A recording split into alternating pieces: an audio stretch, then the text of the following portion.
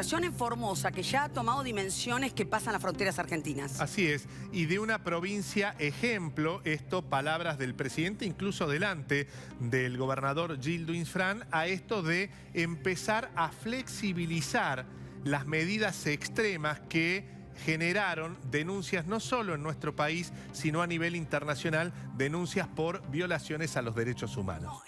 Nosotros aquí repetimos algunas palabras del jefe de gabinete. Entre otras dijo, a los argentinos nadie nos tiene que decir cómo manejarnos en materia de derechos humanos. ¿Cómo tomaron esto ustedes? Muy mal, porque es una desafortunada declaración.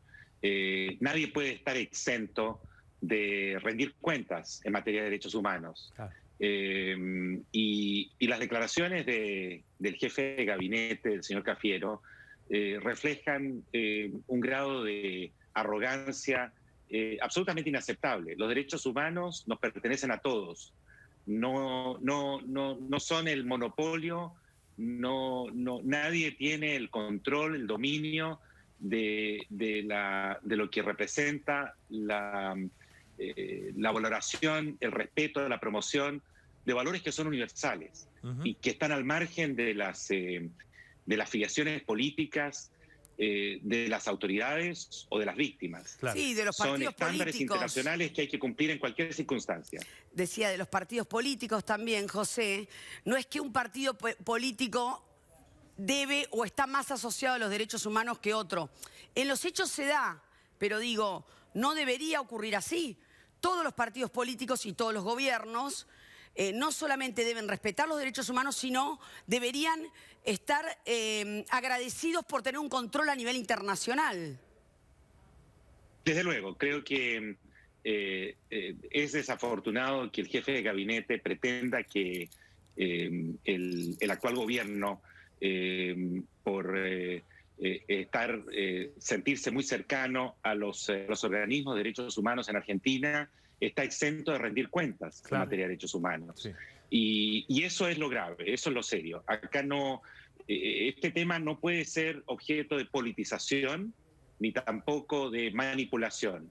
El gobierno de turno en Argentina tiene, como cualquier otro gobierno en la Argentina, la obligación de responder y de responder de acuerdo a los hechos, no de acuerdo a los prejuicios, a las intuiciones de los líderes políticos, de acuerdo a los hechos. Si los hechos demuestran que se están produciendo violaciones a los derechos humanos en Argentina hoy, bueno, hay que encararlas, hay que corregirlas, hay que buscar la manera de sancionarlas y prevenirlas. Claro. Pero de ninguna manera, a priori, intentar eludir las obligaciones internacionales en este ámbito. Vivanco, y además esto que no lo hemos escuchado solo en boca del jefe de gabinete actual, sino también en general en muchos funcionarios vinculados a este gobierno, esto de asociar directamente el tema de la violación de los derechos humanos en este momento con lo que pasó durante la dictadura, que por supuesto se tiene que investigar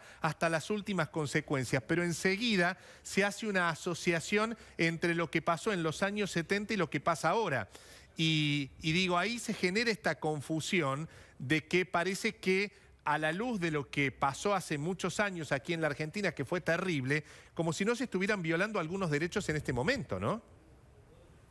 Mario, lo que tú aludes es absolutamente fundamental, que se cometieron atrocidades gravísimas durante la dictadura militar argentina, durante la dictadura de Pinochet en Chile y, sí, y una serie de otras dictaduras que hemos sufrido en el continente. De eso no cabe duda alguna y son hechos que deben ser no solo condenados, sino debidamente investigados y los autores sancionados. Pero los derechos humanos no quedaron petrificados, claro, en los 70s, en los 80s. No solo son las dictaduras militares las que violan los derechos humanos. Los derechos humanos están normalmente en juego en democracia también.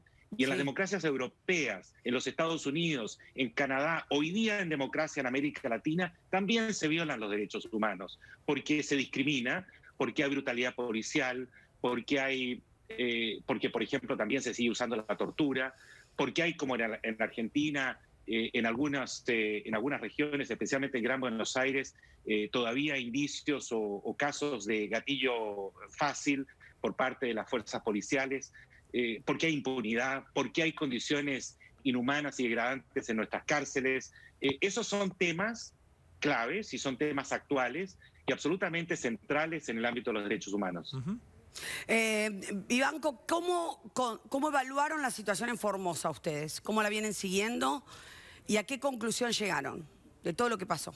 Lorena, esa es una pregunta que te la voy a poder responder probablemente en algunos días, porque lo que nosotros estamos haciendo es verificando, corroborando la información que hemos recibido. Hasta ahora contamos con múltiples denuncias que estamos en el proceso de verificación y que si son ciertas, si logramos nosotros establecerlas como ciertas, evidentemente que se han cometido violaciones a los derechos humanos en lo que tiene que ver con las políticas y prácticas del gobernador para enfrentar la pandemia. Claro. ¿Y por qué lo digo? Porque las denuncias son muy serias y además muchas de ellas creíbles. Hablan de hacinamiento, de condiciones insalubres, de además la combinación de personas que están contagiados con el virus, con otras que están sanas. Claro.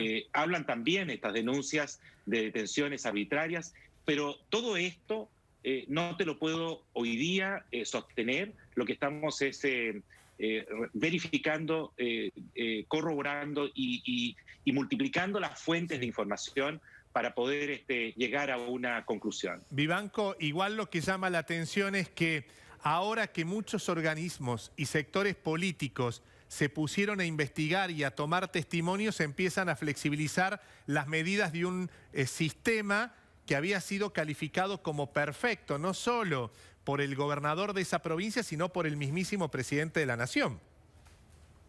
Sí, y me llamó mucho la atención, Mario, las declaraciones del secretario de Derechos Humanos del Gobierno Nacional, Pietra Gala, quien visitó efectivamente, quien visitó el sitio, pero no estoy seguro si ha ido a Formosa, porque regresó sosteniendo de que prácticamente era un modelo a seguir, claro, lo que él había podido, desde el trato a las personas, la comida dijo que era riquísima, la alimentación que recibían, en fin. Todo esto es muy distinto de las denuncias que nosotros hemos recibido. Si se está flexibilizando las reglas de control en el ámbito de la pandemia, a raíz precisamente de este debate público que se ha suscitado tanto a nivel nacional como internacional, me parece muy bien.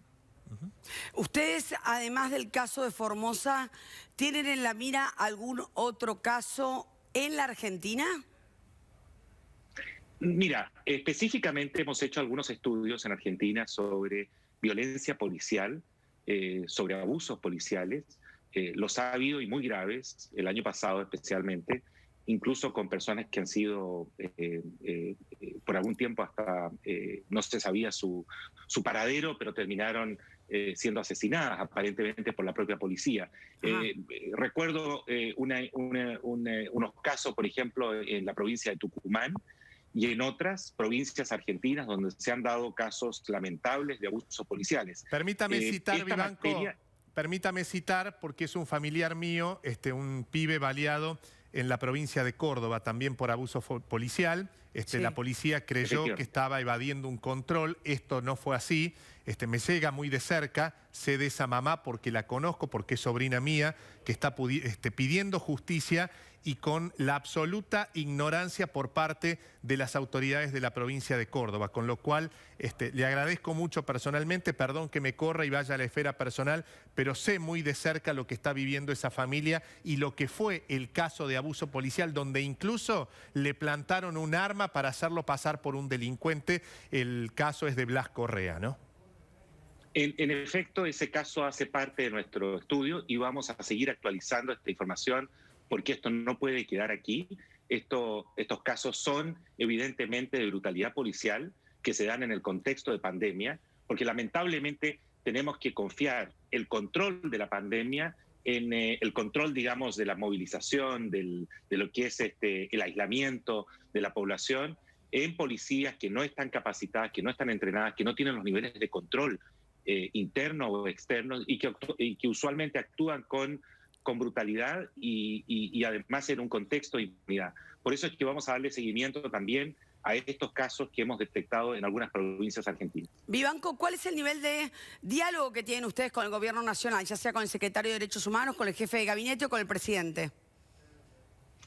Hasta ahora no hemos, lamentablemente, a raíz de la pandemia, no hemos podido establecer un contacto directo, personal, pero sí, yo estuve en Buenos Aires en enero pasado y tenía una reunión pactada con el propio presidente. Lamentablemente no se pudo dar a última hora porque tuvo que viajar, pero sí me reuní con su jefe de gabinete y con varios miembros del gabinete del actual mandatario.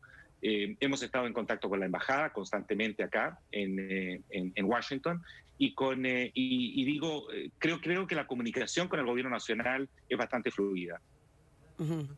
¿Para cuándo tienen previsto, si es que tienen un plazo, terminar con este trabajo y esta investigación que están haciendo en la provincia de Formosa?